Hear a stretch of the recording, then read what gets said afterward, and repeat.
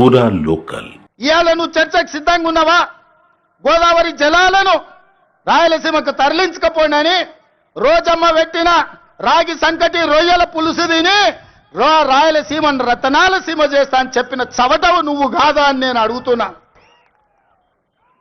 నీకు జీవితం ఇచ్చి నీకు బతకడానికి నీడనిచ్చి నిన్ను ప్రజాప్రతినిధిగా చేసి తెలంగాణ ముఖ్యమంత్రిని చేసిన తెలంగాణని ఎడారిగా మార్చి వందలాది గోదావరి టీఎంసీల నీళ్లను రాయలసీమకు తరలించమని చెప్పింది నువ్వు కాదా?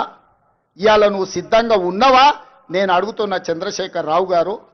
నీ వంది మాగదులతో మాట్లాడించడం కాదు, నీ శనీశ్వరుడైన అల్లుడితో మాట్లాడించడం కాదు. నేను సిద్ధంగా ఉన్నా.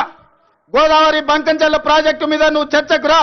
స్పీకర్ గారికి ప్రధాన ప్రతిపక్ష నాయకుడిగా లేఖ రాయి.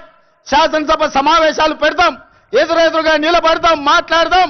ఎవరు నిజాలు, ఎవరు జీవోలు ఇచ్చారు, ఎవరు తెలంగాణను దెబ్బతీసిండ్రో, ఎవరు నువ్వు తెలంగాణను దోక చేసిండ్రో, ఎవరు కాళేశ్వరం కడితే కూలేశ్వరమైందో చర్చ చేయడానికి నువ్వు సిద్ధంగా ఉన్నవా? ఒకరోజు గోదావరి మీద చర్చిద్దాం, రెండో రోజు కృష్ణానది జలాల మీద చర్చిద్దాం.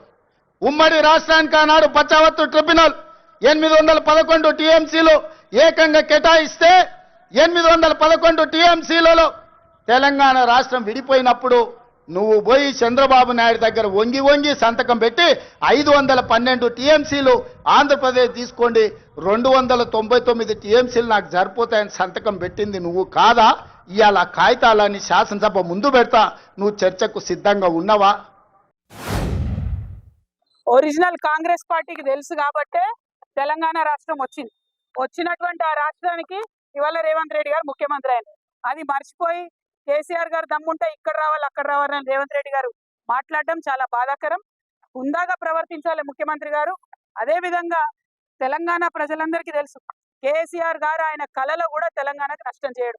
ఆ నీళ్లు కావచ్చు, నిధులు కావచ్చు, ఇంకోటి కావచ్చు, ఏదైనా కావచ్చు, ఏ విషయంలో అయినా కేసీఆర్ గారు కళలో కూడా తెలంగాణకు నష్టం చేయరు. ఆ విషయం తెలంగాణ ప్రజలకు తెలుసు.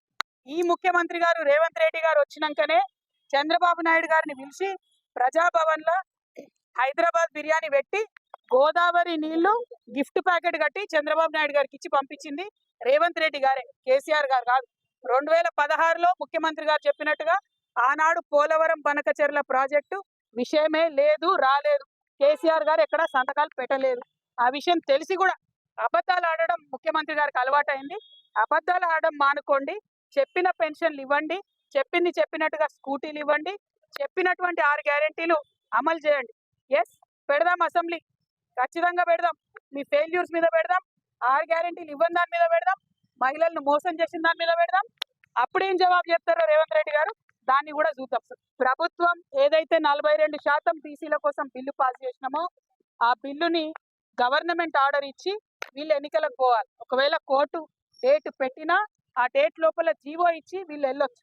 అది ఇవ్వకుండా మభ్య పెడితే మాత్రం తెలంగాణ సమాజం ముఖ్యమంత్రి గారిని, కాంగ్రెస్ పార్టీని క్షమించదని కూడా ఈ సందర్భంగా తెలియదు. పూరా లోకల్.